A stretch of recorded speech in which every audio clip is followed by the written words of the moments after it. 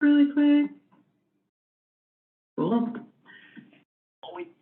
Okay, so today we're going to talk about prospecting, and this is going to be more focused on just ways to increase your value as a BDR and also your team in general. And then we're also going to talk about prospecting that's not real estate specific, which I think is kind of fun because there's so many different ways to generate business. And yes, we talk a lot about real estate agents, and that's important.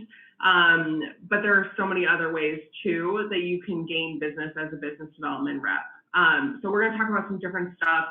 There's a lot of content today. Obviously, you guys will get the slides, so feel free to go through and review, and then we'll just go from there. We've got 2 classes left. I'm sure your brains are spinning with all the information I've thrown at you, and by all means, this is not everything that a BDR does. We can only fit so much into 5 classes. So if there is anything after today's class that you're like, I really just need a better grasp of X, Y, or Z, please let me know and we'll throw it into next Monday's content, because I want you to come out of this feeling super fulfilled and knowing, hey, I've got a clear-cut path for my career as a business development person. All right. So you guys know I love agendas. We're going to do a little recap of last week and your activities. We're going to talk a little bit about amping up the experience. And part of this is not going to be direct to consumer from you, but these are things that your loan team can do to help increase your selling to real estate agents and business development people just by the content that you can provide them. We'll talk about events, and then we are also going to talk about working with teams. So I will share some stuff that I've done with our teams, and some of you may have noticed I posted a PowerPoint that I do with my teams in the Facebook group. I'm going to show you another way too that the other group that we're doing this class through, they want me to actually film myself doing it. So that is my homework assignment for this week, and then I will share that with you guys so you can replicate it as well with your teams. But super easy. You don't have to be a real estate expert to do it. We are just going to go over a ton of stuff today. And then Q&A, of course. So want to hear about your week last week. What is going on? You guys are quite a few weeks in now, so your activity level should be pretty high. Do we have any wins, updates, things like that? Yeah, Tony, go for it. Unmute. So with Bay Equity, we have a couple of programs that I've been working on most of the time I've been with them. One is around an employee benefit program that incorporates mortgage lending, and then the other is a Heroes program called Giving to Heroes. Last week, I was able to get 5 new realtors enrolled as Giving to Heroes agents and 2 new businesses enrolled in our corporate care program. So, and I did all that while my loan officer was on vacation. That's awesome. That's our role, right, guys? We're here to bring business to our loan partners, and that's amazing. Tony, you did an awesome job. Follow-up is going to be key. If you need help with follow-up stuff, we're all here for you. So congrats. I do have one question that I'll put in the chat box for part of the recap around the social media posting. So I'll put that in the chat. Thank you. Cool. Let's do it. Dawn, you've got, sounds like you've got some wins. Yes. What do you got? Well, we landed 2 offices. We landed like 3 Compass accounts, did a big breakfast, and then we are also now the in-house lender for Exit Realty. That's awesome. So my question is to you is like, now that we did all these sales meetings that we're going to do this week for Compass, and we did a big breakfast, what was your take on how would you follow that up now that we're introduced to the office? And those offices are pretty big, correct? Yeah, altogether it's about 150 agents. Okay. So what I would do is I would get a list of those agents. If you haven't gotten a roster yet, get a list of those agents, have title, or if you have MTA or MMI, pull numbers on them and see who the qualified agents are. And then essentially you're going to treat those just like you do with your list of qualified agents that you already have. You're going to reach out to them and say, hey, we're the new in-house lender. We'd love to meet with you to make sure that we could be a true partner in your business.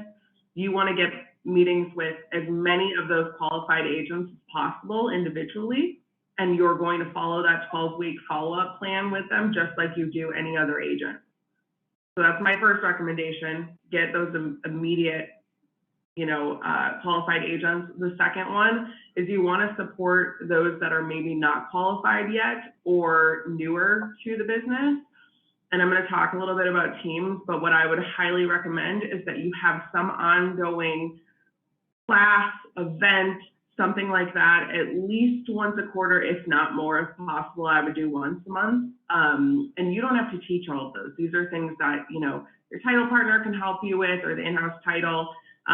You could do a marketing class about Canva. We'll definitely want to do, classes on a monthly basis that you're there and you're staying top of mind. And that is going to be your most effective way of staying in front of a large group of people, because let's face it, you can't sit down with 150 agents every week. That's just not feasible. Right. Yeah. So. Oh, okay.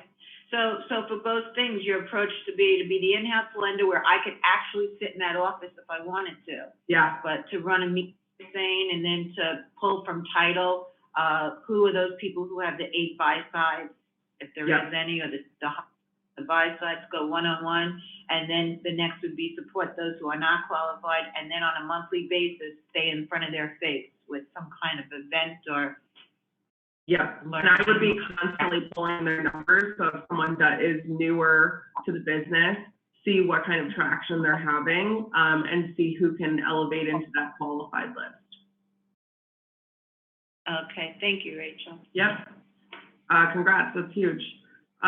Kim, you have a win?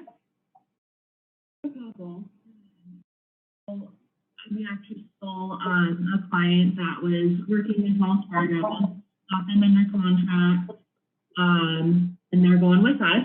So I have that going right now. And then we were also, this is kind of a win, but also kind of sad too. At the same time, we were going to rescue a deal. I was up working from like literally 11 p.m. all last week, every night, trying to figure this out. Carrie and Scott are on vacation. So trying to figure out if we could rescue this deal that wanted to close this Friday. We were going to do it. We could totally do it. But she has a lot of red flags that we can't lend to. So she was defaulted on 2 VA loans, and that's a big deal. So that was, I still call that a win though, because the realtor trusted us and knew that we could get it done. So. Right. And that real estate agent is going to know in the future that, listen, Kim's my go-to. I know that her team can get things done, even though they couldn't because of that certain buyer situation. That's not something you as the lender had, an issue with. That was the actual buyer itself that didn't qualify. So that's definitely a win. Awesome. I love that. I also have a win. Yeah, maybe. So I'm brand new. I'm in my 3rd week, and last week I went with kind of our HR person to go pick up print. For some reason, I was like, I would love to just go with her, get to know her. And the print lady was actually like, I would love to invite you to this networking event in an hour. And so I was in jeans and a t-shirt. I didn't look professional at all, because I thought it was an office day. So I ran and got an outfit, ran there. And it was pretty hilarious because I had to walk in, and 30 seconds later I had to give an elevator pitch of what I do, which I don't even know that yet. So it was really hilarious, but we're now involved with it. And Scotty said, he's like, I usually don't want to get involved with these, but this is actually really great. So I'm just excited to see what comes from that. So just encouragement for everyone. Connections can come from even your printer person, anyone. Always say what you're doing. That's the perfect segue for today too, just because again, we're talking about prospecting ways that aren't real estate specific based. And that's awesome. I always kind of use, my pitch is how I can help other people instead of these are the lending programs. And then I just say, listen, all lenders pretty much have the same programs. Right. I'm happy to talk offline if you have a specific need, but we're looking to help our community and looking to help buyers in this market, whether it be first-time home buyers or seasoned buyers, and we also help with refinances as well. And now is the perfect time to look at cash out refinances because of the equity gains in the last couple of years. So if you need help with a 30-second elevator pitch, let me know. Absolutely.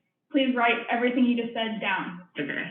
Well, the good thing is this is recorded, so you can put myself on pause and you can replay me, and then I will haunt you forever with my voice. I'm going to answer Tony's question really quick, and then we got to get rolling. Social media, the difference basically between personal and business profiles. I personally do everything on my own individual account. I don't necessarily have a business profile, just because, again, I like to mix personal and professional. It's totally up to you. Beth has a great idea. She does hers on her business side of things and then shares to her personal one. You can share things if your team has a personal Instagram page or a Facebook page, you can share on there. I think it's really personal preference. I just already had a good following coming in. And again, my sphere of influence is an amazing asset to my business. So I kept everything on there, but if you're starting from scratch, you can definitely do a business one. Totally up to you. So I think use your discretion. All right, let's get rolling. I'm gonna make you guys shrink a little bit so I can see my screen. Okay, so today, like I said, we're gonna talk about amping up the experience. This first part is gonna be more of, here's how we're gonna collaborate with our loan partners to make sure this happens. And sometimes I know my loan partner needs a little nudge and he's like, that's a great idea, why have we not done that? So this can help bring some clarity there. That's awesome. So what I always encourage our team to do, and again, you know, these are just suggestions, but I find that it helps, is when you are either going under contract or you're working with someone for the first time, I think it's really important for them to meet your team, especially if your loan officer is not going with you to your meetings. It's really crucial that they see the face. I remember one time I had an agent who had sent us quite a bit of business and she had never met my loan partner, and she was like, I have no idea what he looks like. Like if I ran into him in the grocery store, I would have no idea. And while that's good because she trusts me, I think it's also important for her to know who her clients are being sent to. So I think video is a really powerful tool. What I would recommend is have your loan team do a video basically welcoming the new person or new party to the transaction and then explaining the process, right? It's something that your buyers or your listing agent or your buying agent can go back through and watch that over and over again. And even though they're not physically meeting the loan officer or the processors or the loan officer assistants, they feel like they know them because they can hear their voice, they can see their reactions, just like I'm sure that, you know, there's some people on here who have never met me in person, but they kind of feel like they know me because I'm on Zoom with them every single week. Yeah, Mindy, go for it. In these videos that you send, do you put them on, say, YouTube and then link them on your emails, or how do you, what's the smoothest way to do that? So you can definitely do that on there. You can embed them into the emails. Our marketing department's a lot smarter than I am, and they actually put it right in there so they can click and view. It also registers if the person's watched that, so I can kind of know who's actually looking at it. But there's different ways to do it. I would keep it generic. So instead of reshooting the video every time you have a borrower, do one, hey, we're super excited to be working with you. Here's kind of the next step. Sarah, who's to my right, is actually going to be the one that's taking the application from you. After that, Austin's going to structure your loan, however your flow goes. And again, that's why I said on the top, like work with your loan officer on this because they can kind of dictate what that video looks like based off the flow of your loan. But this is an awesome way to introduce you as a business development person too, to say, hey, Mindy is our amazing business development representative, you as the buy-side agent.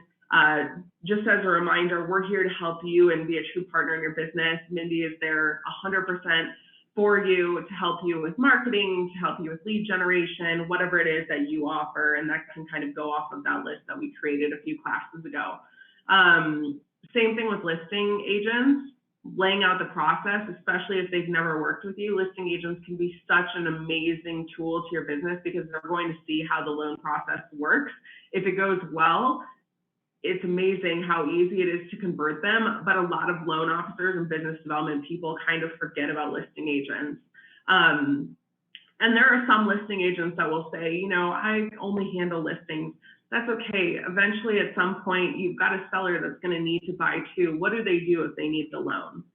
And so figuring out how to capture those listing agents is really crucial. You being an asset to their business, whether it's helping them with the listing side of things, occasionally, so when they do have a buyer, they send it over to you. That's a big win for you too. And then just explaining next steps. I'm a huge believer, the more you can be clear and concise with your communication, the smoother things will go. Even with my real estate agents, what I love to do is like next steps, and I highlight it. So if we have a great meeting and I send them follow-up items, I'll say next steps, create SOI list, send Rachel your headshot for marketing pieces, whatever it may be. I don't want them to even question what they should be doing with their time following up that meeting. Let's see, I'm just gonna look in the chat really quick. Okay, cool, thanks Sean. Thank you to Tyler for putting some video options in there for me. All right, so this is a very simple way. There's no crazy way to do this, and I thought this was nuts. So I'm gonna tell you right now, before I did mortgage coaching, I had a real estate coach because I was like, if I do a real estate coach thing and they're happy to take me, I'm going to meet real estate agents. And one of the things that they taught me was to do 10 video texts a day. And this sounded absolutely insane to me. They're like, just make a selfie video and send, hey, Courtney, it's so great to see you via text. It's been forever. I saw you were at the beach this weekend. How did that go? And naturally, the law of reciprocity is going to have them ask, hey, thanks so much. It's been forever since we reached out. What are you up to these days? And then it allows you to tell them, this is what I'm doing. I'm doing business development for this mortgage company. I'm looking to be connected to real estate agents. I thought they were nuts. I'm going to be really honest. And there's probably some of you that think I'm nuts right now, and that's okay. Try it. Just start with the A's in your phone and go down and send some selfie video messages and make them personalized. They take 30 seconds to make, so 5 minutes of your time and send them. I'm not even joking you. I was getting videos back when I first started. You're like, I needed this today. I haven't seen you in forever. Let's go grab coffee. Thank you so much. I've been a horrible friend. It's amazing. So just try it. Take 5 minutes. And you, like I said, you might think I'm nuts, but it's something that I find is really effective. So kudos to real estate coaching. Okay, so next is going to be birthdays, and part of your SOI list. I'm going to pause really quick. Sarah, yeah. Question really quick. So part of what we do with the association that's local to us is, as an affiliate, we get to present at the new member orientation. Now, understanding that a majority of the people that are sitting there are not what we would say that are qualified agents. There are a few that are qualified, but there are some that really quickly get ramped up. So I have a very large database of a lot of people that I've either Zoomed or stood in front of to present. I'm business development for Choice Mortgage. This is what we do. This is what makes it special, blah, blah, blah. This is what you get when you choose us. You get me, whatever. Would you think that it would be useful to go through that database and send those people video texts? I think you could definitely do it. I mean, like I said, they take 30 seconds to do one of them. You could do a generic one and send it out that way. New member orientations are one of those things where people will tell you like, hey, listen, new agents are going to suck the life out of you. And that's usually true. But I will tell you, I sponsor new member orientations as well for our local association. And some of the biggest accounts have come from there. Case in point, an agent got licensed. His wife was the designated broker for 150 agent brokerage. So I do their in-house lending. So I think it's one of those where it's hit or miss. I wouldn't spend too much time with them, and maybe again, just do one of those quick, hey, listen, I'd love to hop on a Zoom call with you and see kind of what you're looking to do. and Okay. turn and burn, and maybe, you know, you pick one day out of the month. I will tell you, not for ours, like there's 100 different agents that are on there because everyone thinks getting a real estate license is like their next step in life. The ones that actually meet with you is going to be a small subset of that, right? So I usually will get like 10 to meet with me out of the 100. But that's really good. Yeah. Yeah. And so, And then, just, go ahead. I was just gonna say, and then, you know, you can usually figure out pretty quick on Zoom what that looks like, and if they're a good fit. I can usually pinpoint within the first 3 or 4 minutes if the agent is pretty successful. Okay. Cool. And then the last thing, do you have like a script that you've used for the new member orientation? Or do you just change it up? Mine's pretty consistent. I just say, hey, listen, mortgage professionals are absolutely crucial in your growth as a real estate agent. We can make or break the transaction, so it's really important to have a good one. If your lender hasn't sat down with you and actually looked at what you want to do and figured out how to be a true partner in your business, then it's time to meet with me. We can do everything from helping with social media to goal planning, figuring out how to get buyers and how to get listings. But again, what you put into it is what you're going to get out of it, and I'm willing to partner with you and help you do that. But I need, you know, 15 to 30 minutes of your time so we can figure out how the best way to do that is. Do you have that? I'll watch the recording and retype it. I can type it for you. So I think, again, you know, not talking about loan programs, especially newbies, they have no idea. And I just tell people, Yeah, and nobody wants to hear that. well, and sometimes it's more of those things where you're like, guys, this isn't selling Sunset. You're not going to go sit at a $10 million mansion and sip mimosas all day, and buyers are just going to walk in ready to go and buying properties. So you've got to have a plan. And just address the elephant in the room, because half of them think that's what this is like. Let's be real, people. Yeah, this is not selling Sunset. You are not Jason, Michelle, or whoever those people are. So. Got it. Thank you. Yeah. So birthdays are absolutely huge for me. Again, people love to be celebrated and make it all about, you know, their wins too. So how I do my birthday programs, if they're my A+ clients, which are my referral partners, or my A clients, which means they send anywhere from, you know, 12+ deals a year to me, I'm going to go and see them. And usually it's with crumble cookies or something small but celebratory. Bottle of wine works great too. If they're my B and C clients, so that's anywhere from 0 to 12 transactions, I'm going to do a card and then give them a call, or you can do a video message as well. I find that works well. I do all of my birthday cards at the beginning of the month. So I have a birthday calendar and I will write them out. I order one of those boxes on Amazon that has 50 birthday cards in them for like $8. And on the envelope where the stamp goes, I'll put the date of their birthday, and I'll just kind of look every week and see, hey, this is coming up, and then I just cover it with a stamp and send it out. So that's my very easy method of sending birthday stuff. If it's a whale, it's discretionary. Whales are going to be anywhere 24 buy size plus. Obviously, use your discretion, talk to your loan officer on what that looks like, but would definitely go see them in person if that's possible. And if you show up at their office, that's always a good win too, because then people get to see you. How I collect birthday info, I actually find it on Facebook. And then when I'm working with loan office or with real estate agents, if I've met with them, usually the second meeting when I do that business planning, I'm asking them when their birthday is too. I also too like to collect about me information, so their favorite drinks, favorite restaurant, kids' names, all of that stuff. I will share my about me form on Facebook, and I will also email it to you guys too, so you can steal that. But that's part of my business plan. Courtney, do you have a question? Yeah, you basically just answered it, because we do birthdays too for our realtors. And I mostly get them off Facebook, but I was never comfortable asking them what their birthday is, but you basically just answered that on the second appointment to kind of add that in there. Yeah, and I think, you know, when you do the business planning stuff, I just say, hey, listen, I'm going to ask you a bunch of questions. Some of them won't make sense. Just answer them for me. Right. There's no, this is what's going to happen. So, yeah, birthday videos, like I said, those are a really great thing to do. People love getting those because then they know it's personalized and it's not just someone sending a card that's maybe not you, maybe it's an assistant. And birthday cards go a long way because, again, we've talked about this quite a bit, but people love mail. That's why Amazon is so popular. Okay. Come on.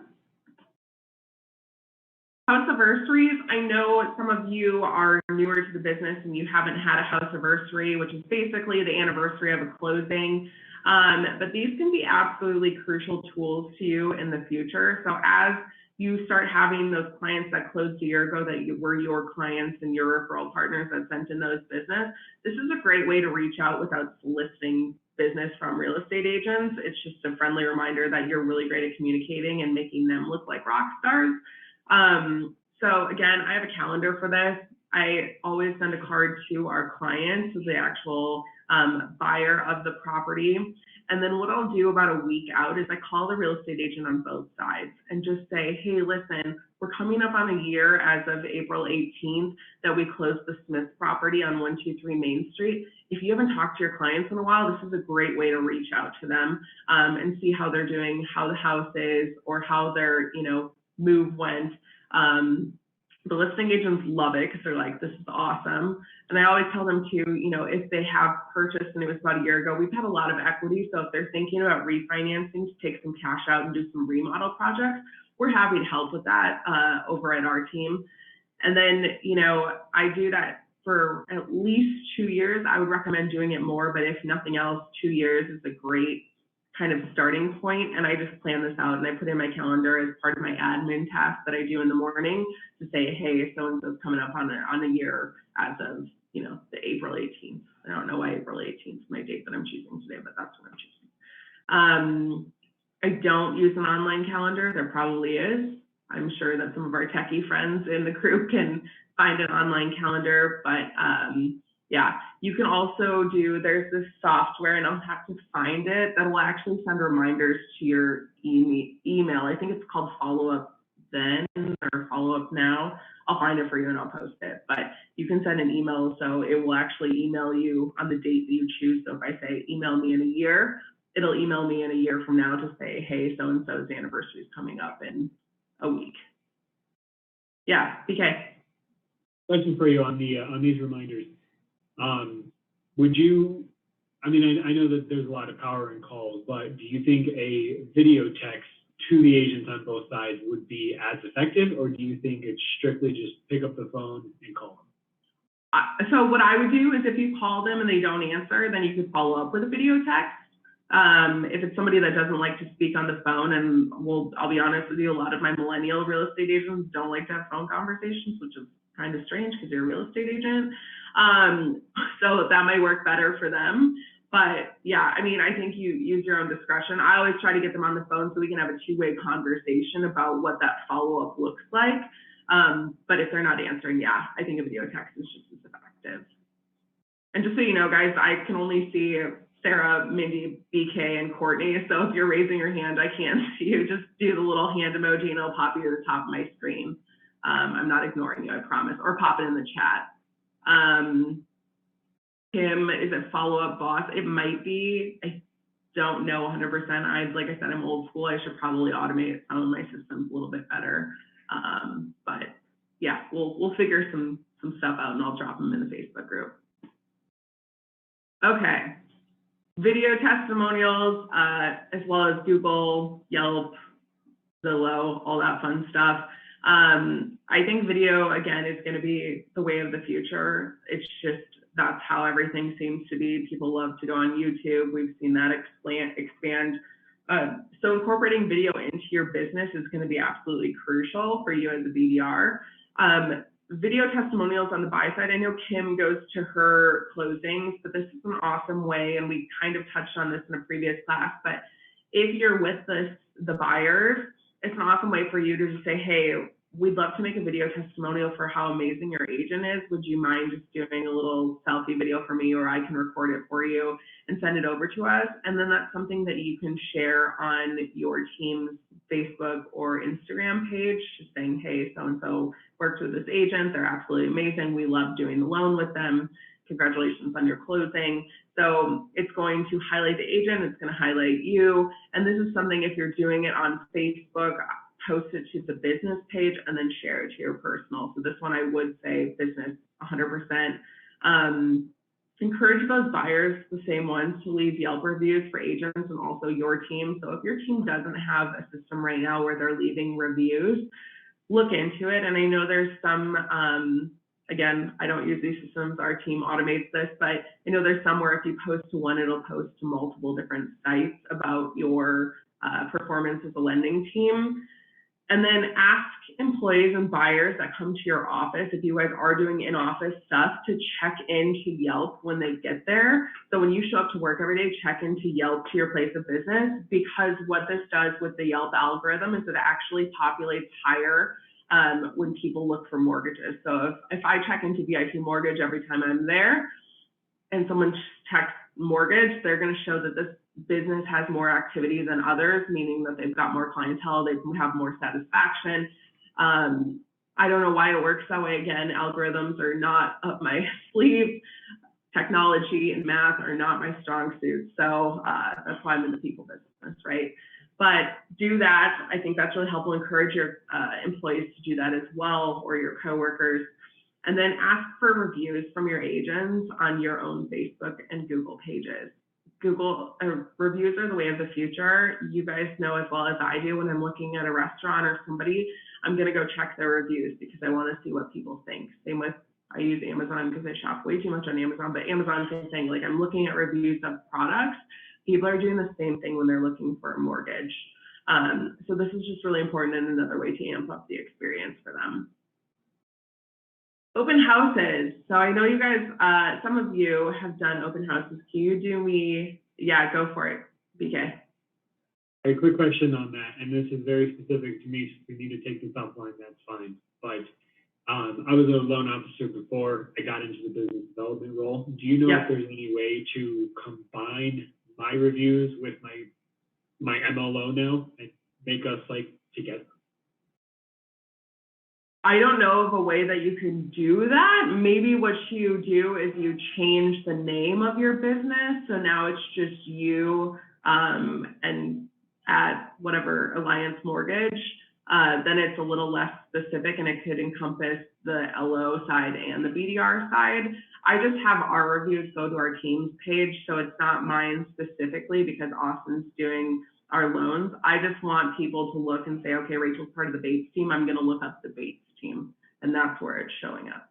So people aren't reviewing me specifically, and hope they don't, because I don't know what they would say. But they, yeah, I just run everything under our team's page. Okay, so open houses.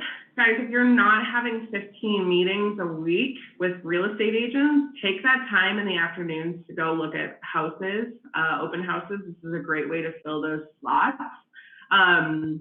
Definitely Friday afternoons seem to be popular around here, but I know that as the market is insane, people are starting to have open houses Wednesday through Sunday.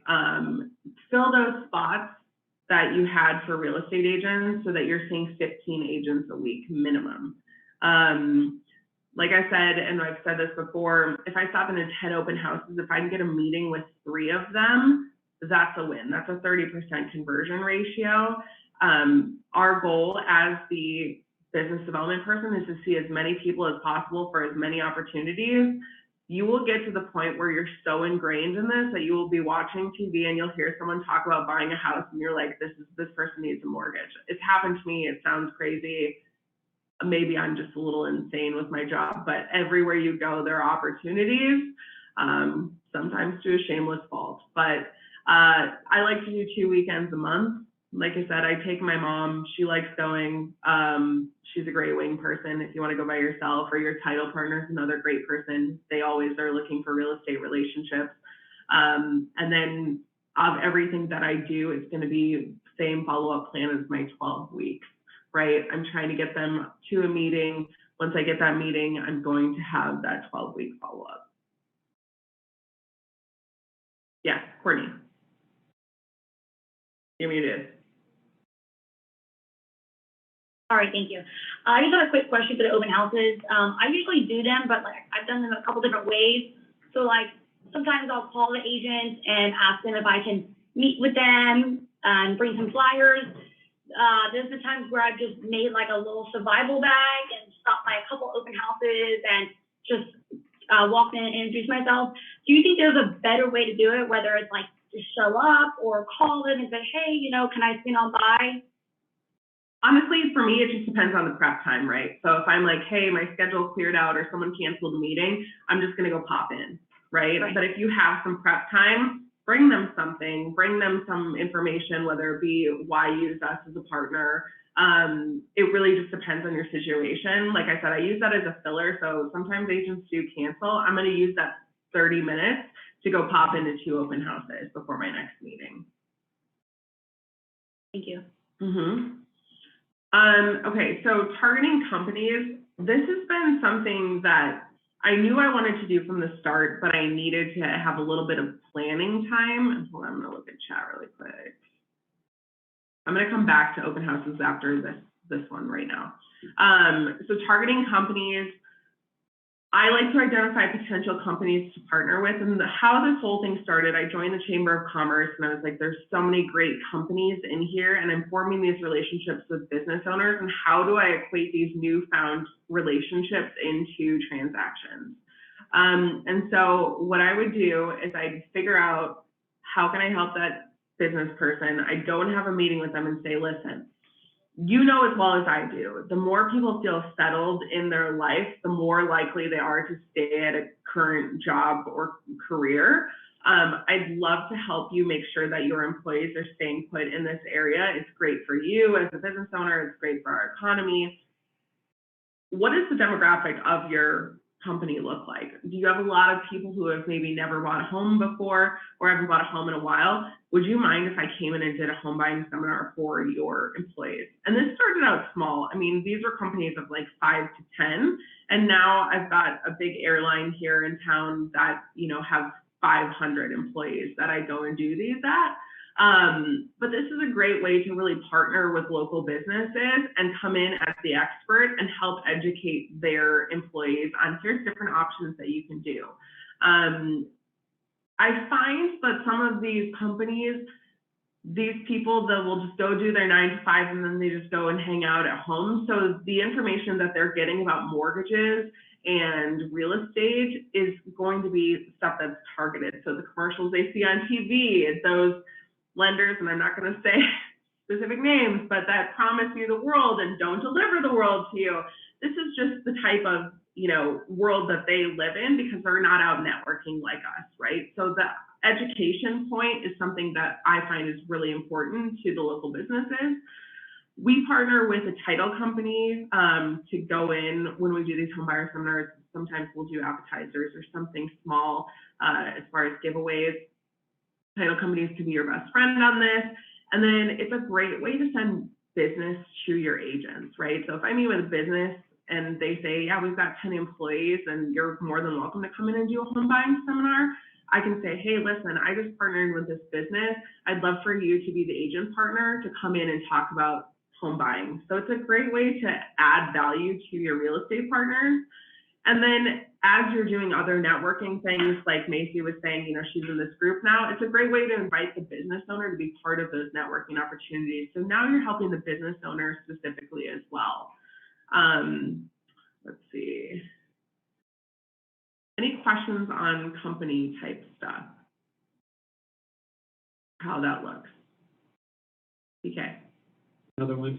Does it matter? So I'm looking at the steps. I'm also involved with the chamber, heavily involved with the chamber. And I'm thinking of, for step number 3, instead of partnering with a title company, I partner with an insurance agent that I know really well at the chamber. So it doesn't necessarily matter that it's a title company. It's just partnering with people that are like-minded with you. Yeah, absolutely. I mean, I say title company because ours will offer discounted fees. So I have them run investor fees for anyone that we pick up through this program, but you could do it however you wanted to do it. Okay. Again, I can't see anyone except for Courtney, BK, Sarah, and Mindy. So if you've got a question, I'm not ignoring you, I promise. Just pop your little hand up. I'm just going to go back to open houses really quick because there's some questions in the chat. What does the survival bag look like? This could be a variety of different things. It could have a bottle of water, some snacks. I like to put trash bags in there because people forget that. You could do pens, sign-in cards, toilet paper, as Kayla just popped in the chat. Those are all different things. Anybody else have anything else that they put in the survival kit? Nicholas? Oh, I'm sorry, not pertaining to the survival kit, but I had a question about the company. Yeah. Finish the survival kit, or Okay. now. Perfect, I'll come right back to you.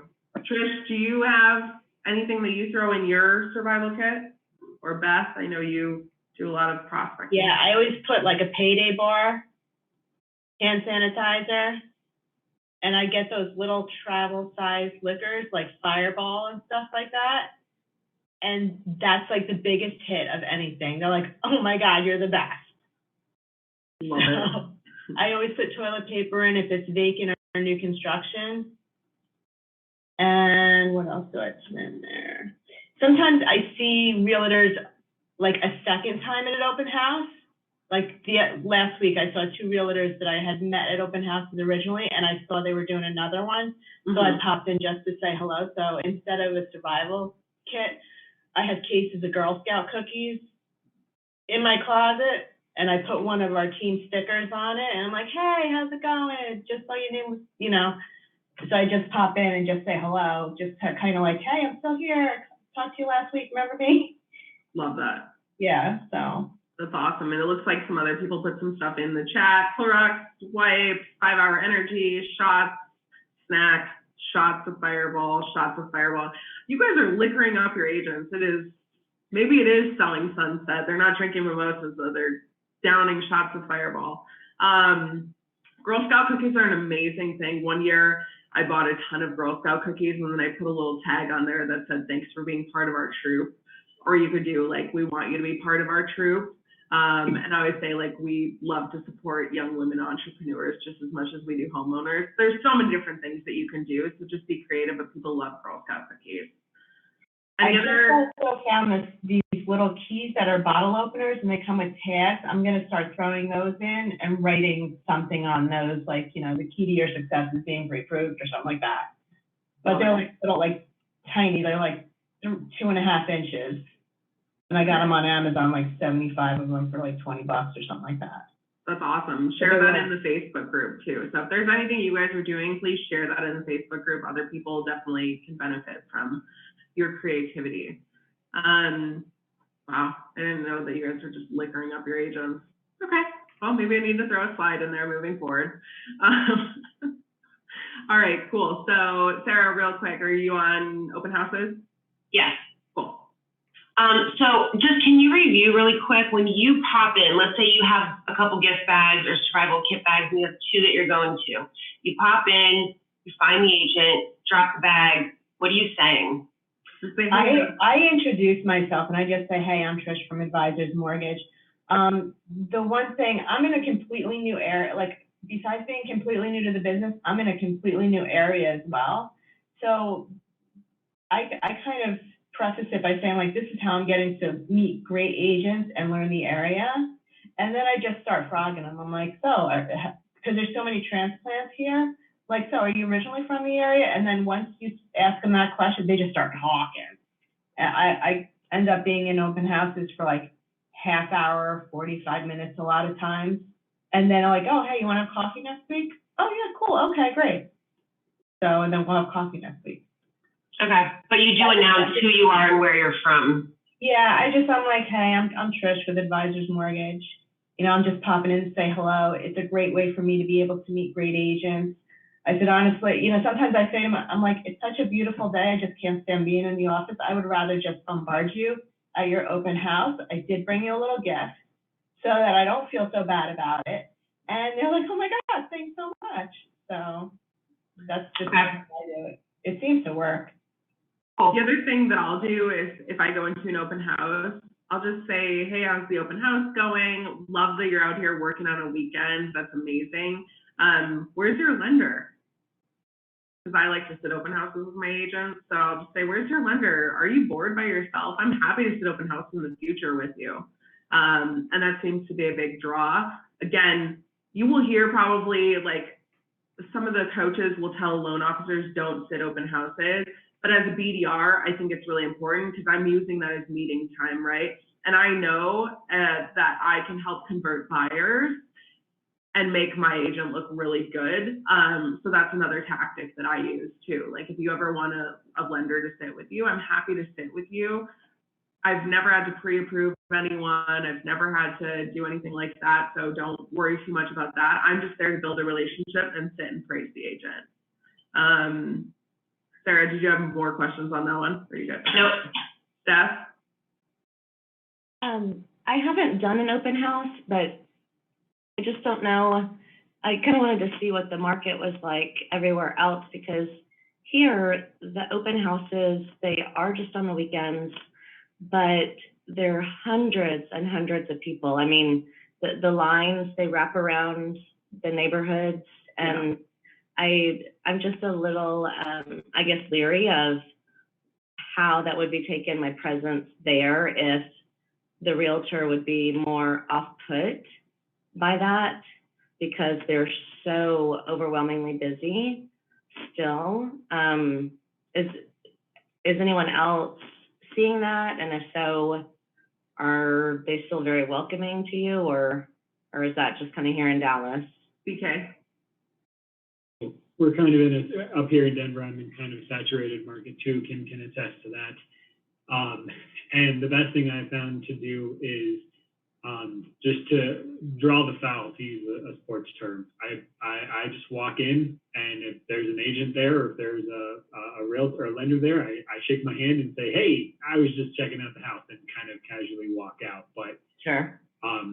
I have never had anybody who was mad that I showed up, because most of the time they just like cheeks in the seats. They just like people to come, and they don't generally care who it is.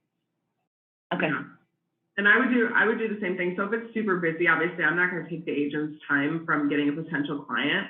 If you've got a gift bag, you can drop the bag and just say, hey, it looks like you need this today. Yeah. I'll follow up with you. Definitely come with gifts. Yeah, just drop it off. I'll follow up with you. And then you can call later as part of your follow-up and say, hey, I didn't want to bug you while you were doing your open house. How did the open house go? It looks like there were a lot of people, and I noticed you didn't have a lender. Do you want someone to sit with you next time so you don't miss any potential clients? That's great. Cool. So that's something you can do too. I wouldn't sit and like try to have a conversation with them because you're going nuts, but that's something that can be an effective follow-up tool for you too. Awesome, thank you. Sweet. Okay, Nicholas, companies. Yes, just a quick question on companies. Considering that realtors are perhaps, or somebody kind of directly in the like a referral partner is kind of the biggest bang for your buck, how much time are you spending with outreach to some of these companies, since it's, I guess, maybe a lot less bang for your buck, maybe?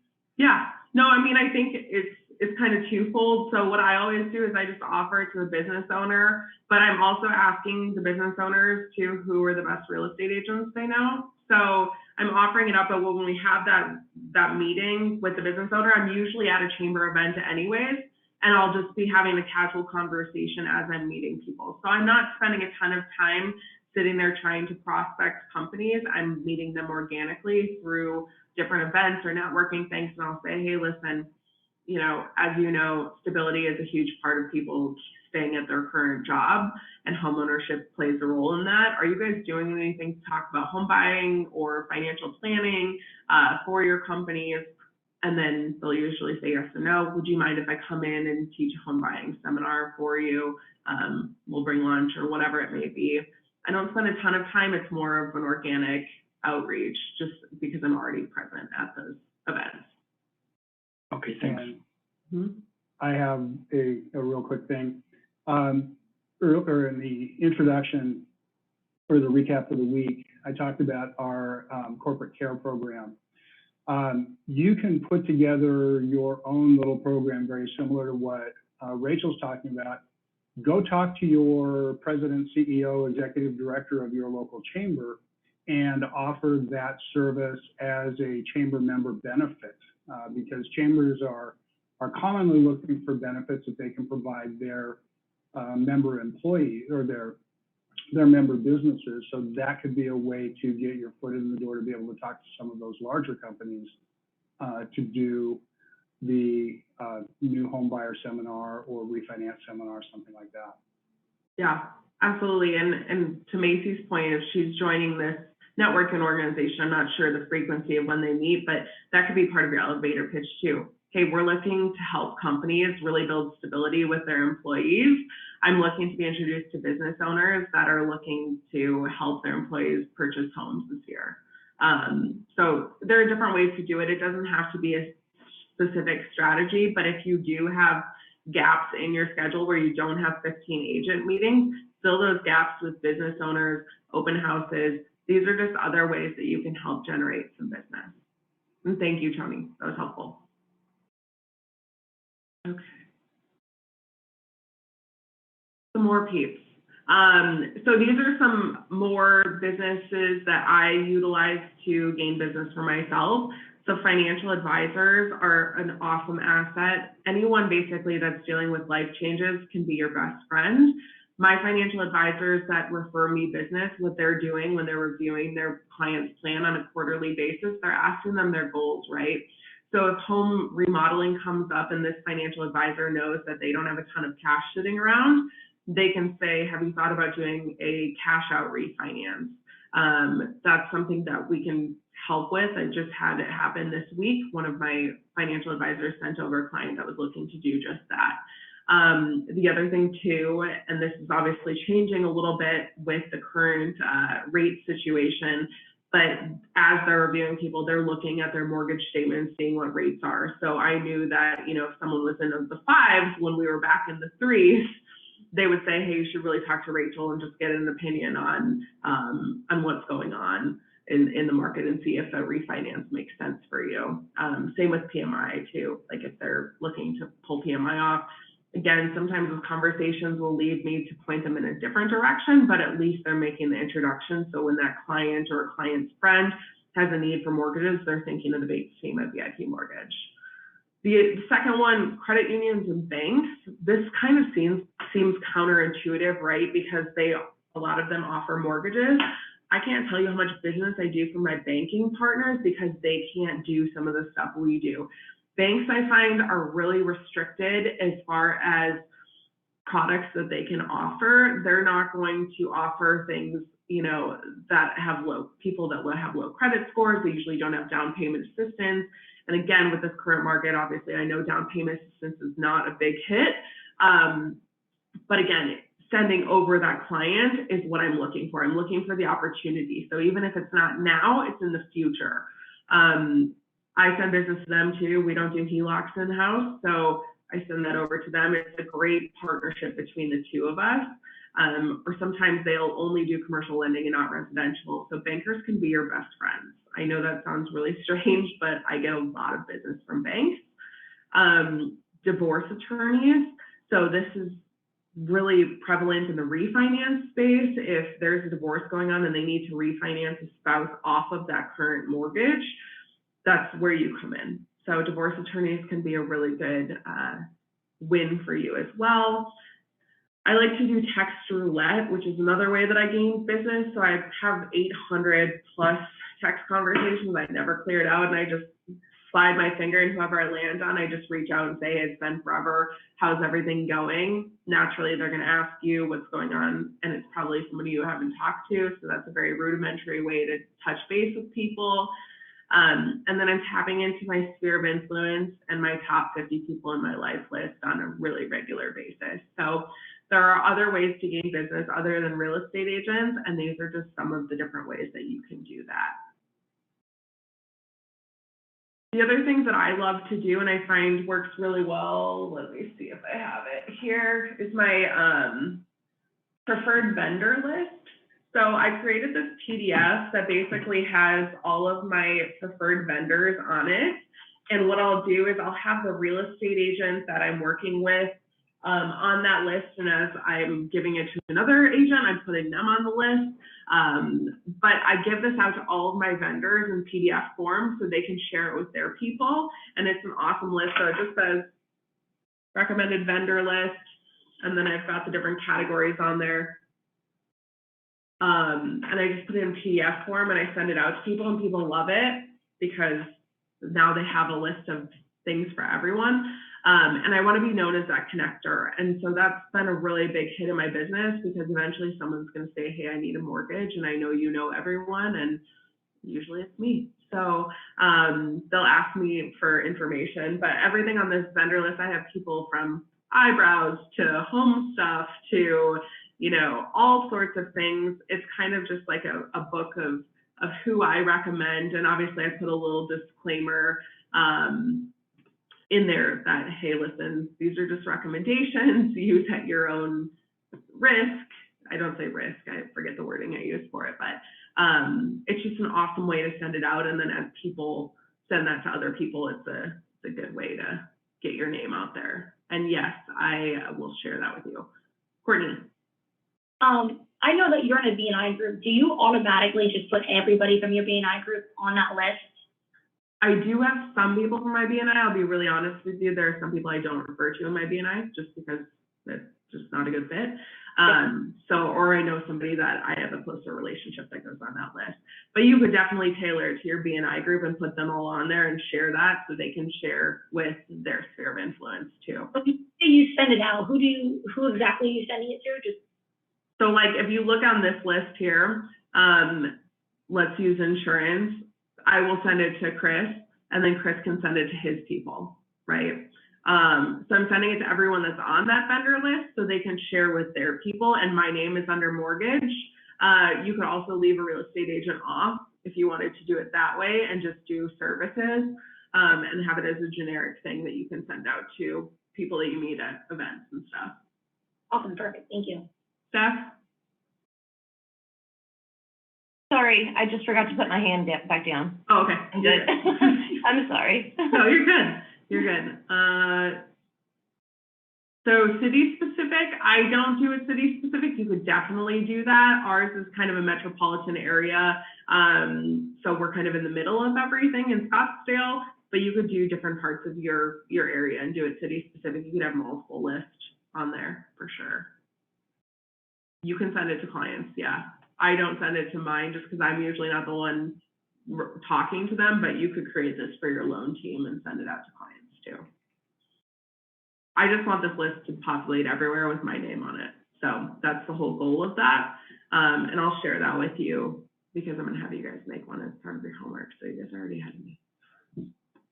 Okay. Let's talk about events. So we talked a little bit about amping up the experience, getting our name out there, doing some branding stuff. Obviously, events are a big part of our business. The more people we see, the more opportunities there are for growth for us and our team. So I know some of the stuff we've looked at before, but I wanted to go a little bit more in depth. So our agent happy hours. So I have a recurring happy hour at Thrasher's Tavern every third Thursday of the month.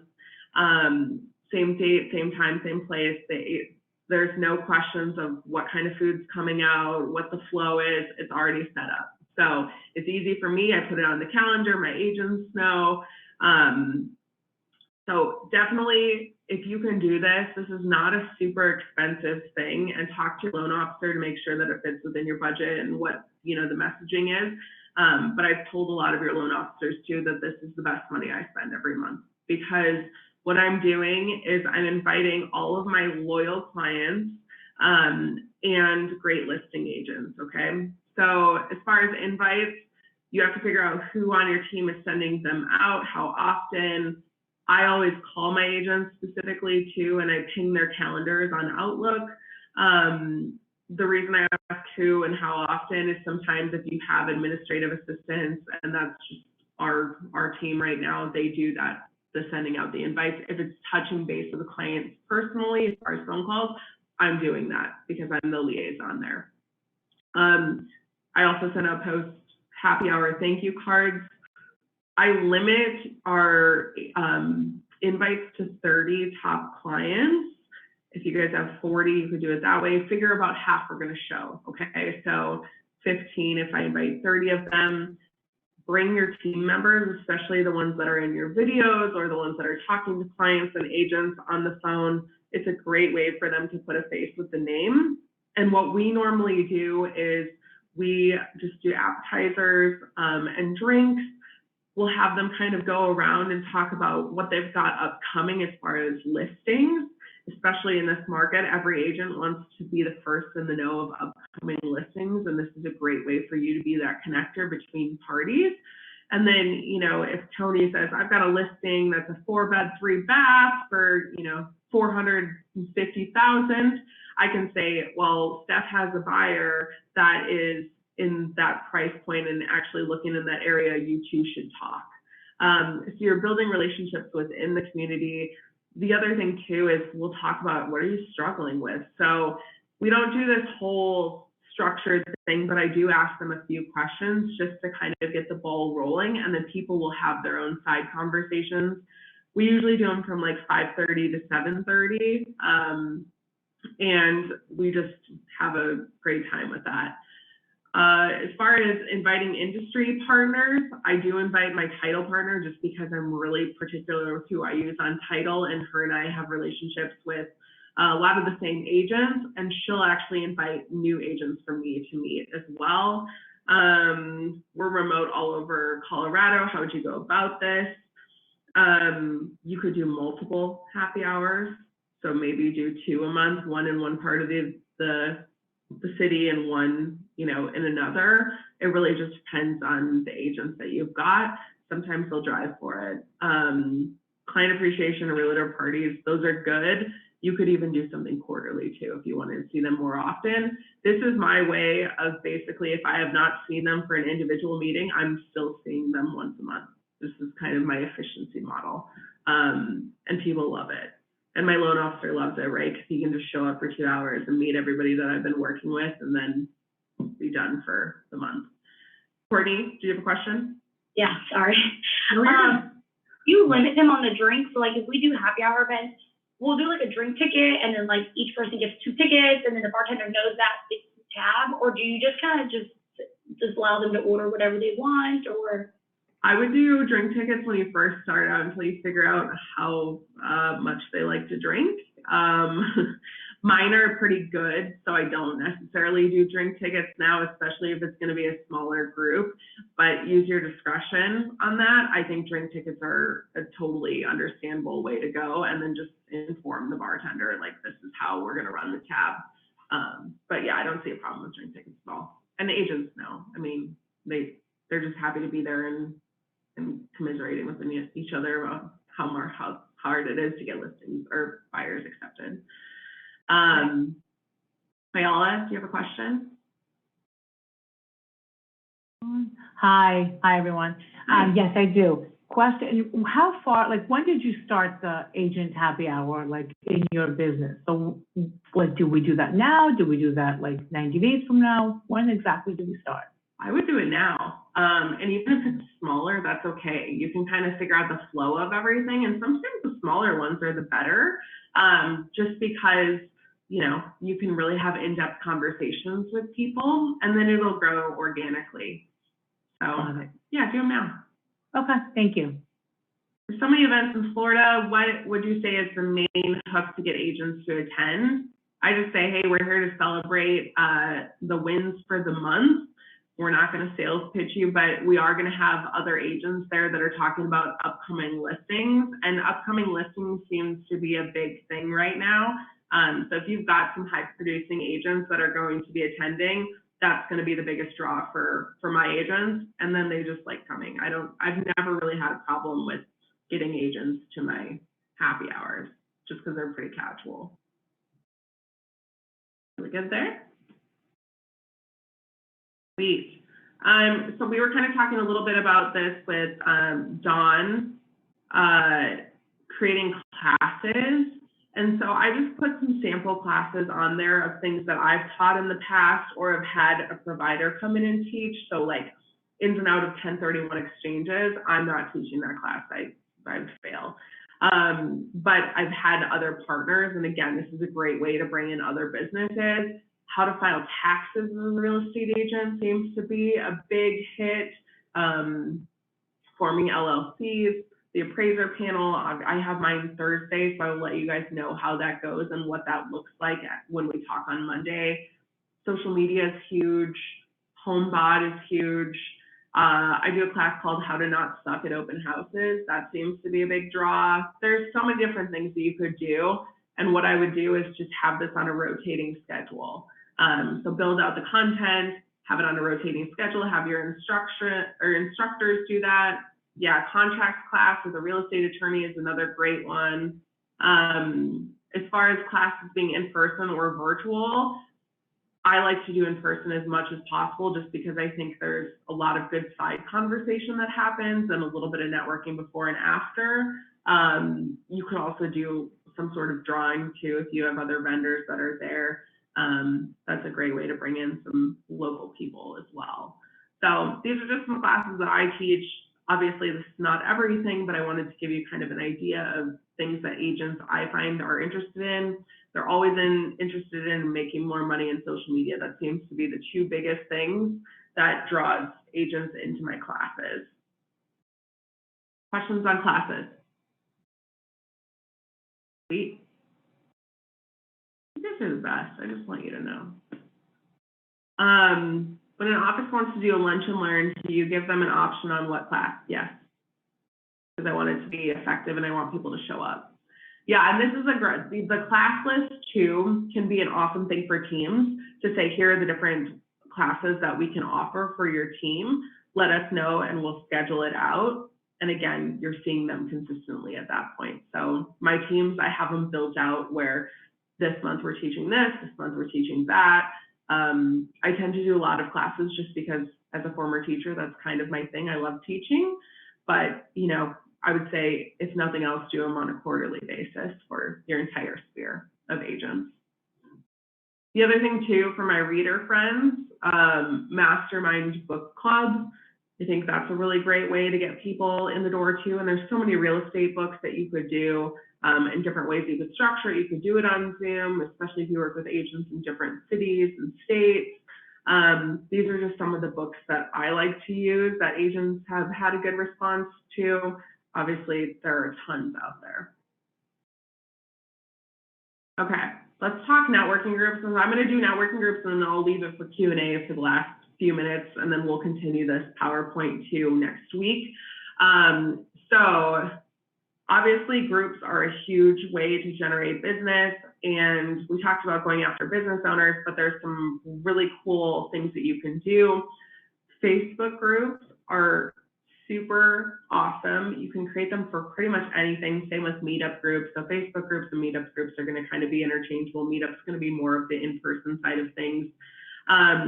But you can do these for anything. We've seen them here in the Valley for specific cities. So like Scottsdale Living is a big one here, and people post all sorts of stuff, whether it be recommendations or here's a new restaurant that just opened, here's an event. You could do moms groups, you could do hiking groups, you could do, I have one called People from Wisconsin Living in Arizona. There's all sorts of things that you could do, and people go nuts, right? It's all about the commonality, and naturally they want to work with people that are similar to them. So even in my People from Wisconsin, I've got people that are moving here and they're like, hey, I'm looking to move here. Who do I use for real estate agents? Who do I use for a lender? Well, me as the admin, I'm running all of that. So I've gotten deals from that group for sure. So Facebook groups are a great option. Zoom women's networking group. So this is something I created during COVID. I basically found my top people on my vendor list and I said, hey, I'm creating this group. I want to stay in touch with people during the pandemic.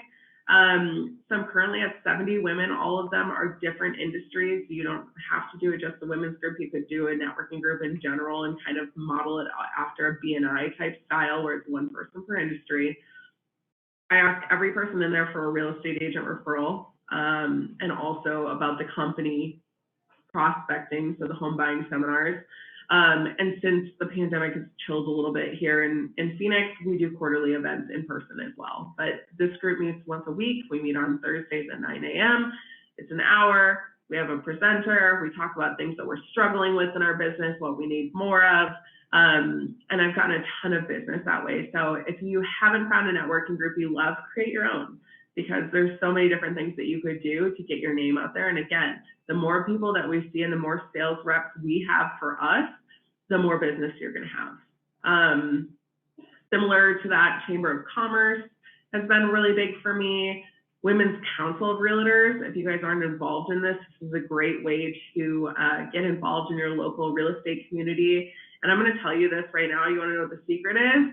If you're a dude, go join this, because you will crush it in there. I had one of my loan partners join with me. They removed my picture and put his picture up. I was so hurt. I was like, no, this is my thing.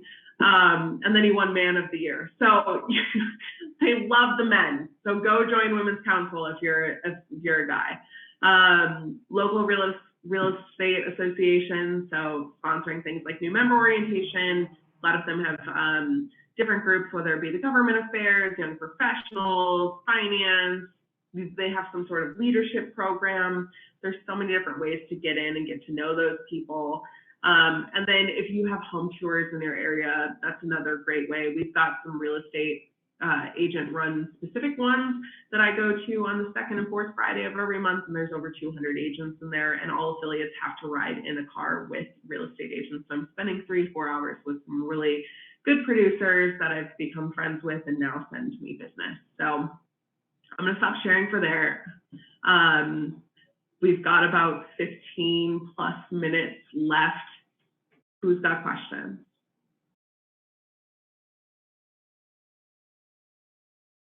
Okay, great. Anyone? You guys are rock stars? You have no questions. Sarah? Rachel, Yeah. when you do these classes and understanding you're an ex-teacher, so this is like your wheelhouse, a lot of people are asking us for classes. My loan officers don't have the time to come do the classes with me. Yeah. I don't feel at this point well-versed enough to teach an entire class on most of the topics, like how not to suck at an open house. I would have no idea how to teach that. Sure. So when you started with your classes, did you teach them? Did you bring some expert? Did you partner with people? How did you get that started until you felt comfortable enough to do it on your own? Yeah, I mean, I did a lot of my first classes where someone else taught it, right? So you can have someone that's a 1031 person come in and teach about 1031.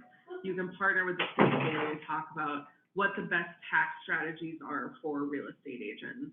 So you don't have to start with, you know, your specific thing. And a lot of those people will do those classes for free because there's some sort of follow-up, right? So if I'm talking about taxes, and this CPA comes in, they're going to be like, oh, I need to use you as my tax person. Well, now that person's benefiting. So you can have a lot of different providers come in and do that without having a charge, you know, for the class. Same with social media management. Those are great people to have. They'll come in and teach a class. LinkedIn seems to be a really big one, because nobody knows how to use LinkedIn, but everyone knows they're supposed to use LinkedIn.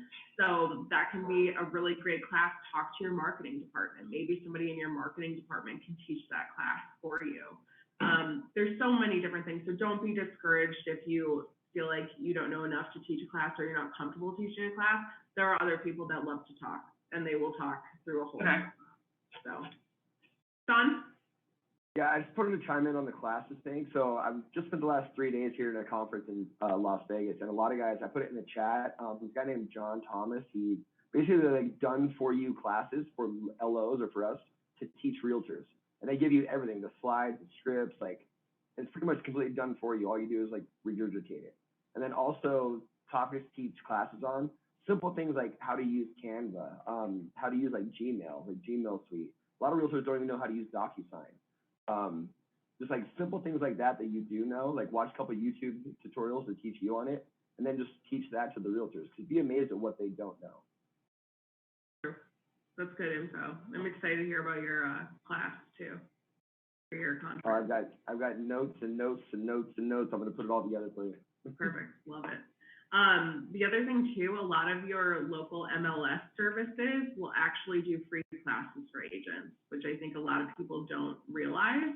But I know for Arizona, our MLS system will come in and teach how to use the MLS system. And they don't charge for that. So there are different things that you can do. And I think too, like, ask questions of your agents, what classes do you want to see? And then you can help tailor what that looks like.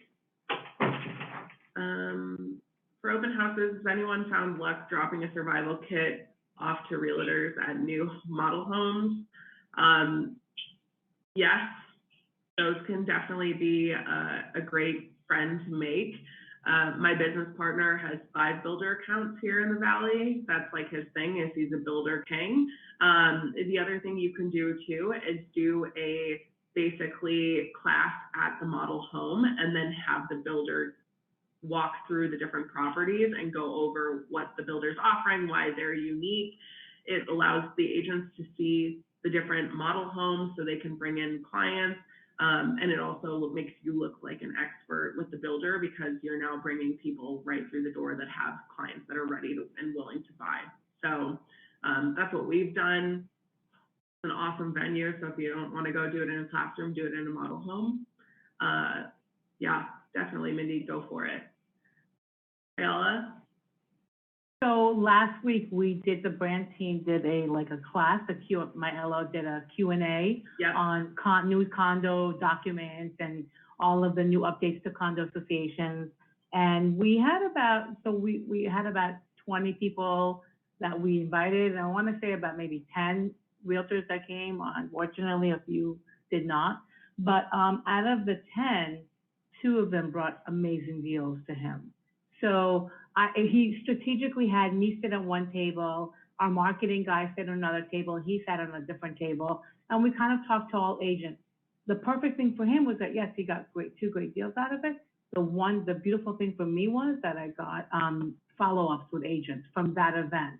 So anytime your LOs do an event, even if you're like not invited or they say, oh, you don't need to be there, I say you should go, because the one conversation you're going to have with an agent might result in a future sale. So it actually turned out to be, even though not all the people came, I mean, and not everyone came, but I mean, it got 2 good deals out of it. So kudos to him. Yeah. That's awesome. And so these classes do help. It does, and it does.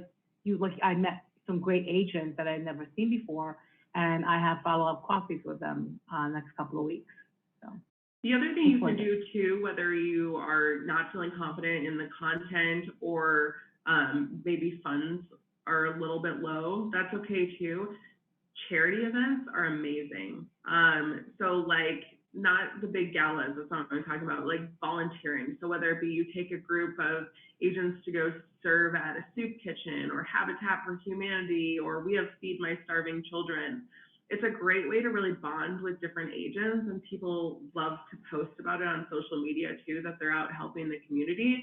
So that's another effective way that you can get in front of a group of agents in a short amount of time and really build that bond with them, because you're all working for the same common goal. So definitely plan something like that too, and do it now. I mean, the charities need the help. It's not just around the holidays that they need the help. So you can get super involved, and it's going to help you grow your business too. Crystal, so if you attend a sales meeting in an office, do you speak at it, or do you just bring goodies and listen? Oh, I always speak. I know that's really shocking. One of the things that we were going to talk about today, and we just are not going to get to it, we'll continue it on Wednesday, is presenting to teams. And it usually, for me, is not, here's what we do, here's what we offer. We're really great communicators. It's all right, you guys want to make more money, here's how we're going to do it. Sit back and relax and enjoy the ride. So I posted the one in the Facebook group that's called Goldmine Pipeline. That's all about building your pipeline up. That's about a 10 to 15 minute presentation. You could do one of those. I've done one called Increase Your Income. The one that my other class is making me record this week, I'll have up for you guys on Facebook too, but it's all about lead generation. So I just say, listen, I could sit here and bore you with loan stuff, but it's 8 a.m. and you're probably going to be super bored. So let's do something that actually helps you make money, and then we'll talk about like a brain dump of lead generation strategies. So, yeah. Cool. More questions? You guys know it all? You guys are doing lots of business? Do we need to do next Monday, or are you guys good? Like, are we all right? You're so quiet. Nothing? Angela, are you good? What's going on in your world? I'm calling on you. Now I'm just going to call on people. It's fine. No, that's fine. That's fine. I apologize ahead of time. I'm at home this morning, so if you hear my dog bark, like right now. Anyways, things are going good. So I think I told you when we first started that we literally, Crystal and I just started, so we hadn't jumped on calls yet. But last week I did 3 reach outs. So both were kind of busy, so I'm going to reach out to them actually this morning to set up a time with them. So I'm excited for that. And we also went to a little like barbecue event last week at a real estate office, or at a Keller Williams. And it was for like baseball opening. It was really cool. We met a few agents there. I reached out to one of those agents that same day. I texted her, found her number like an hour after that. And so she's one of the 3 that I'm going to be reaching out to again this morning. So yeah, I'm excited for it. So I'm just ready to get the ball rolling on it. Yeah. That's awesome. Very cool. Yes, there is a lot of information to digest. I'm going to be pretty easy on you guys this week. Just have you do your time blocking, your weekly recap. Please keep activities high. That's going to be the most important thing, especially with rates increasing, which they are. Agents are getting bombarded right now with different reach outs, loan officers, because everyone's panicking. I'm going to tell you right now, the follow-up is key, because these agents will reach out, or these lenders will reach out to the agents, and it'll just be 1 or 2 reach outs. But if you're consistent and can show that, hey, I'm not going anywhere, this is my sole job, it's not just because we're struggling for business, that is where you are going to shine. And your job is to basically help that agent in as many ways as possible. And we've gone over some ideas, and I'm going to give you more. Like I said, we didn't even finish the PowerPoint from today.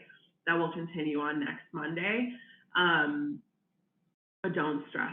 I think the biggest thing is keep your activities high. The business will come. It's a marathon, not a sprint. And if you don't like running, I'm sorry, that's a horrible analogy. So just hang in there. I know it's a lot, but you guys are doing great. The wins itself are showing that you're doing what you're supposed to do, and things will come, and it takes time, right? Everything that we do now is going to show up 90 days from now, okay? So be patient, but also be persistent. Any questions? We've got 5 minutes left. I do have one more question. Yeah. I know we've kind of briefly talked about it, but I just wanted to get a little more detail. So the 12 weeks that we do, right, is we're following up with them every week until we get, say, a buyer, right, or a deal. Mm-hmm. Does that 12 weeks start over again once that, like, is there a different process that we typically do, right, once that's been sent? Yeah, so I start it over. So if they're sending deals, then I'm just repeating that to stay top of mind. The reason we do the 12 weeks is that Focus 40 tracker that we're putting our qualified agents that are sending us leads on. They need to send us a lead within those 90 days, which is included in that 12-week of follow-up. If they don't, they're off. If they do, we really want to keep staying on top of them and staying in front of them, because it's a lot easier to retain a client than to go after a new one. So the more love that you give them, the more they're going to keep coming back. Good question. Kim. Okay, if they're on Facebook, not the agent who is messaging me 24/7, I want to cut him off, but in a nice professional way. Like, he messaged me last night and was like, hey, I didn't respond. I don't know what to do. So I don't know if any of you guys have any advice on how to kind of just like not talk to him. I mean, I feel bad, but I don't know, it's a little weird. This one's tough because it's not just an agent that's needy, it's an agent that's crossing boundaries.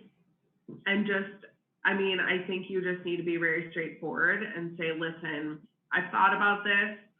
I don't think we're the best fit for each other to work with. I'm happy to refer you to other lenders if you'd like me to do so. And also, you know, hopefully we get to see each other on another deal sometime. And just keep it short and sweet. And if he's still persistent, you gotta block him. It's kind of like creeper dating style.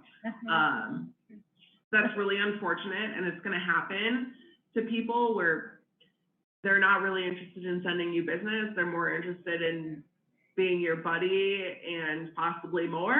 And it's uncomfortable, but you have to just be, it's not working out. Our values don't align. You don't have to say our values don't align, but you can say, I just don't think it's a good fit. Happy to refer you to other lenders, and then refer them to somebody else. Half the time, they're not even gonna ask for a referral. They're gonna get the hint, hopefully. And then just cut it off, block them. Thank you. All right, 2 minutes. Got anything? Nothing? I have a quick one. Yeah. As a newbie. Whenever someone replies and is like, I mean, obviously whenever they're like, absolutely not, stop reaching out to me. Sure. And then kind of abruptly stopped. But what if they're like, already have a lender, thanks so much. Do you change kind of how you word the follow-ups to them in comparison to those who have not said that yet? Yeah, so what I normally say is, of course, you have a lender, you're a top producing agent, I would expect you to. However, you know as well as I do that things change in this industry and people move. Do I have your permission to follow up with you in 6 months? Okay. And they'll say yes, and put it on your calendar and follow up in 6 months and call and say, hey, it's been 6 months. I'm just checking to see how everything's going. Okay, why 6 months? Just do you think that that's like a good gap of time? You can do it shorter. I just find that a lot of people are like, oh, 6 months, that person's never gonna reach back out to me in 6 months. And then I do, so. Okay, makes sense. Thank you. Mindy? So, at one of the first classes, you had mentioned that you do leads call every day or every Monday, Wednesday, Friday, and time call with your mortgage lenders. Could you, because I know we have 1 minute left, could you briefly kind of go over what you're getting out of those calls and what your follow-up is? So if you're not calling the clients yourself, correct, ever in that, what does that look like getting that information, and then are you going to the realtors, or can you just give me a brief overview of that? That's just something I'm trying to sort out right now with my loan officer, so. Yeah, so it's given me kind of two things. A, I'm seeing who's sending me leads if they're not sending it directly through me, because occasionally that happens. They'll send it right to my lead partner and I don't know about it. So if that's the case, A, I'm documenting so I can keep them on my Focus 40 list. And B, I'm reaching out and saying, hey, thanks so much for sending Tony to us. We're going to take great care of them. Oh, by the way, how's everything going with XYZ? So that's one thing. Two, it just allows me to be informed. Sometimes agents are really heavily relying on me, and they will call and say, hey, do you know if we have appraisal back yet? My hope is that I never have to answer those questions, but there are occasionally times that I do. Our loan partners are trained to reach out once there's something that happens, or in Arizona, we have LSUs, which basically are loan status updates that go out every week to our agent partners, but sometimes they reach out. So I just like to be informed more than anything, and basically answer any questions that the agent has about, you know, have you reached out to this client? Have you done that? It's not specifics of the loan. I'm not telling them interest rates or anything like that, but they do know that we're on top of things. So you're never making the calls to say, give a status update like, hey, we got it back from underwriting or something like that? Nope, that's my loan partner. Okay. Yep. If it's about a transaction, I'm usually not involved, and I'm definitely not talking to clients. So the client, because otherwise if I get involved and they're going to be confused and I'm like, I don't even know what, you know, interest rate we're at today or whatever. So it's more of just an agent knowledge type thing. my loan partner maybe hasn't called yet, they're calling me, I know what's going on. And it's to track my own leads. That's honestly the most important part, is knowing, hey, this person's sending us deals, they're gonna stay on my list. Okay, Brody, last question. Okay, I just wanted a little clarification on what Macy's kind of question was. Yeah. So you call someone, they say they have a preferred lender. Mhm. I'll try and push through and just see if I can meet with them anyway to kind of audition for a backup. The following weeks, are you still persisting on that, or is that when you're asking, oh, can I just follow up in 6 months? Yeah, if they're not like super standoffish and they say, you know, I already have a lender, I'm gonna still try to get that meeting. But if they're like, I have a lender, please, you know, I don't have any reason to meet with you, then I'm saying, do I have your permission to follow up in 6 months? But my whole goal is to continue to try to get that meeting until they tell me to just go like, that's off. In a nice way, of course. Okay. So, Yeah, I heard that and I was like, man, am I going crazy calling them every week? And no, that's what you're supposed to be doing. Sorry, I should have been a little more clear on that. But yeah, you're supposed to continue trying to get that meeting until they basically say, I'm not interested. And that's when I say, do I have your permission to follow up? You know as well as I do that things move a lot in this industry, and I would love to sit back up for you. Okay, perfect. Thank you. All right, squad. See you next Monday. Have a great day. Thank you.